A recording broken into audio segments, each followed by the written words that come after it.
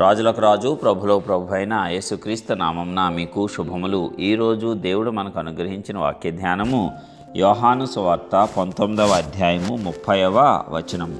యేసు ఆ చిరక పుచ్చుకొని సమాప్తమైనదని చెప్పి తల వంచి ఆత్మను అప్పగించెను.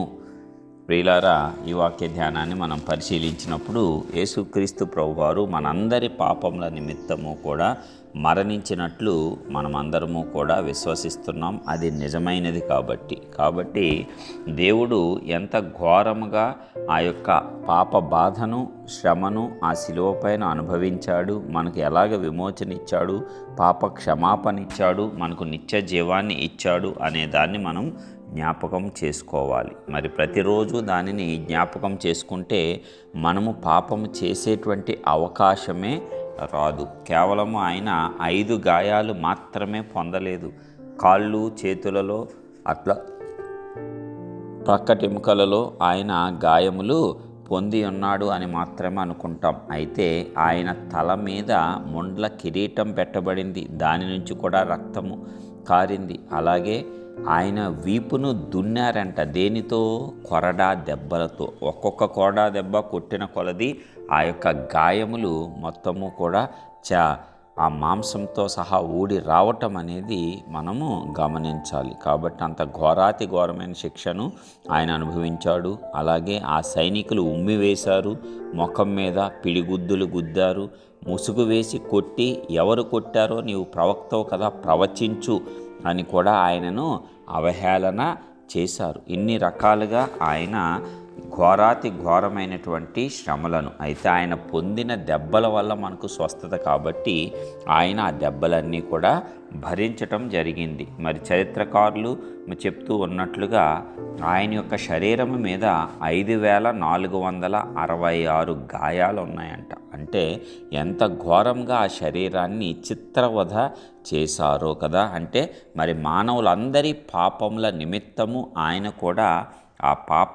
శిక్షకు భరించటానికి సిద్ధపడిపోయాడు. కాబట్టి దానివల్ల మాత్రమే మనకు విడుదల, విమోచన కలిగాయి. అయితే అంత గొప్పగా ఆయన శరీరాన్ని గురించి ఆలోచించలేదు, కానీ సమాప్తమైనదని చెప్పి ఆత్మను అప్పగించాడు. అది ఎందుకంటే శరీరానికి, ఈ మానవ భౌతిక దేహానికి మరణం ఉంది, కానీ ఆత్మకు మరణం లేదు. తండ్రి చేతికి తన ఆత్మను అప్పగించుట ద్వారా తండ్రి ఆయనకు అత్యధికమైన ఆధిక్యాన్ని భూమి మీద, భూమి కింద, పరలోకంలో సమస్త ఆధిపత్యాన్ని ఆయనకు ఇచ్చినట్లుగా మనము చూస్తున్నాము. కాబట్టి యేసు యొక్క శిలువ మరణము సమస్తమైనటువంటి పాపం మీద మనకు విజయాన్ని ఇస్తుంది.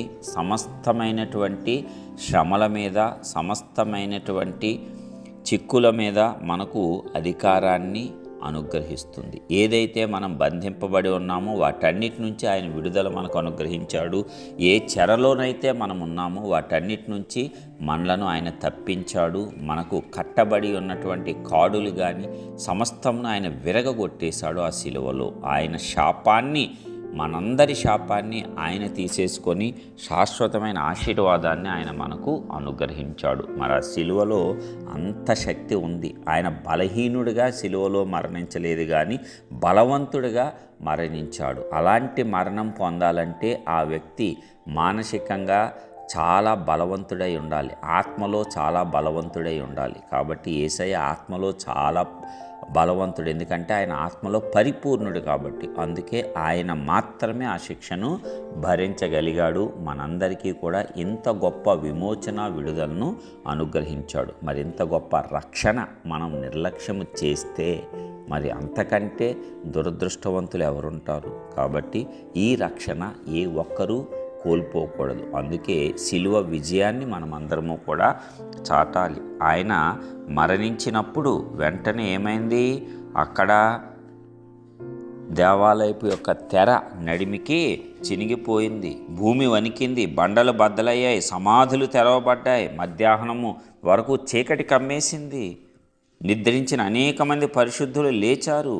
కాబట్టి ఇలాంటి గొప్ప గొప్ప కార్యాలన్నీ కూడా ఆయన మరణించిన వెంటనే జరిగాయి. ఆయన నీతిమంతుడు, పరిశుద్ధుడు. కాబట్టి ఆ మరణం యొక్క త్యాగాన్ని మనం జ్ఞాపకం చేసుకుంటూ ముందుకు సాగాల్సిన అవసరం ఎంతైనా ఉంది. అనేకులకు ఈ మరణం పైన విజయం ఆయన ఎలాగ సాధించి మనందరినీ కూడా ఎలాగ విడిపించాడో అది ప్రతి ఒక్కరికి వివరించవలసిన బాధ్యత మనపైన ఉన్నది. ఎందుకంటే ఇంత గొప్ప విడుదల, ఇంత గొప్ప రక్షణ ఆయన ఉచితంగా ఇచ్చాడు. దానికోసం ఆయన తన ప్రాణమును పెట్టి, తన రక్తాన్ని చిందించి, తన దేహాన్ని పణముగా పెట్టి వెల చెల్లించాడు. కాబట్టి దానిని మనకు ఉచితంగా ఇచ్చాడు. కానీ పాపానికి తగిన ప్రాయశ్చిత్తం ఆయన యేసయ్య సిలువలో చేసేశాడు. అందుకే ఆ సిలువ త్యాగము అన్నిటికంటే చాలా గొప్పది. ఇక దానిని విస్మరించినటువంటి వారు, ఆ రక్షణను తృణీకరించినటువంటి వారు